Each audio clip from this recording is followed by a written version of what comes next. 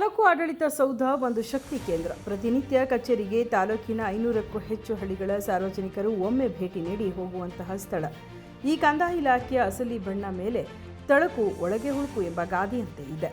ತಾಲೂಕು ಕಚೇರಿಯ ಆವರಣ ಗಬ್ಬೆದ್ದು ನಾರುತ್ತಿದ್ದು 3 ಮಹಡಿಯಲ್ಲಿ ಕಸದ ರಾಶಿ ಜೊತೆಗೆ ಶೌಚಾಲಯದ ಪರಿಸ್ಥಿತಿ ಅಧ್ವಾನವಾಗಿ ಗಬ್ಬೆದ್ದಿದೆ. ಈ ಸಂಬಂಧ ತಾಲೂಕು ಆಡಳಿತ ಸೌಧದ ಕಟ್ಟಡದಲ್ಲಿ ಕಾರ್ಯನಿರ್ವಹಿಸುವ 10 ಇಲಾಖೆಯ ಅಧಿಕಾರಿಗಳಿಗೆ ಸ್ವಚ್ಛತೆಯ ಬಗ್ಗೆ ಅರಿವು ಕಾಣುತ್ತಿರುವುದಿಲ್ಲ.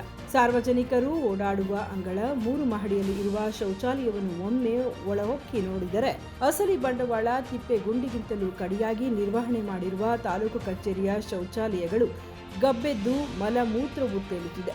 ಸ್ವಚ್ಛತೆ ಇಲ್ಲದೆ ಪ್ರತಿನಿತ್ಯ ಕಚೇರಿಗೆ ಭೇಟಿ ನೀಡುವ ಸಾರ್ವಜನಿಕರಿಗೆ ಸಾಂಕ್ರಾಮಿಕ ರೋಗವು ಹರಡುವ ಭೀತಿಯಲ್ಲಿ ಮೂಗು ಮುಚ್ಚಿಕೊಂಡು ಓಡಾಡುತ್ತಿದ್ದು, ಕನಿಷ್ಠ ಒಂದು ಸ್ವಚ್ಛತೆ ಮತ್ತು ಶೌಚಾಲಯವನ್ನು ನೀಟಾಗಿ ಇಟ್ಟುಕೊಳ್ಳದ ಈ ಅಧಿಕಾರಿಗಳು ಇನ್ಯಾವ ಕೆಲಸವನ್ನು ಮಾಡುತ್ತಾರೆ ಎಂದು ಸ್ಥಳೀಯರು ಆರೋಪ ಮಾಡಿದ್ದಾರೆ. ಆಡಳಿತ ಸೌಧದ ಕಟ್ಟಡದಲ್ಲಿ ಕಾರ್ಯನಿರ್ವಹಿಸುವ 15ಕ್ಕೂ ಹೆಚ್ಚು ಇಲಾಖೆಗಳು ಎಲ್ಲವೂ ಕೂಡ ಸಮೃದ್ಧಿಯಾಗಿ ಕೂಡಿವೆ. ಆದರೆ ಇಲ್ಲಿ ಕಾರ್ಯನಿರ್ವಹಿಸುವ ಮಹಿಳಾ ಸಿಬ್ಬಂದಿ ಮತ್ತು ನೌಕರರಿಗೆ ಶೌಚಾಲಯದ ಕೊರತೆ ಇದೆ ಎಂದರೆ ನಂಬಲು ಅಸಾಧ್ಯ.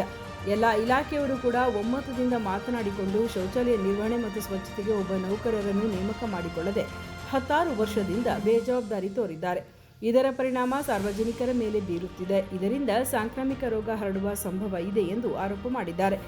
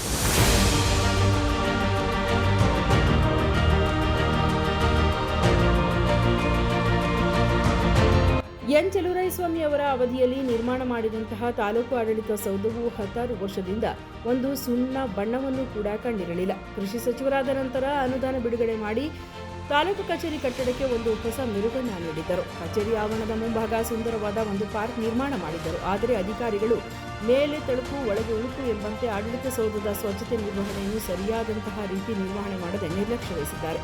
ಸಾರ್ವಜನಿಕರ ಹಿತಾಸಕ್ತಿ ಬದಿಗಿಟ್ಟು ತಮ್ಮ ಆರೋಗ್ಯ ಹಿತದೃಷ್ಟಿಯಿಂದ ಸ್ವಚ್ಛತೆಗೆ ಆದ್ಯತೆ ನೀಡಿ ಎಂದು ಸಾರ್ವಜನಿಕರು ಪ್ರಶ್ನಿಸಿದ್ದಾರೆ.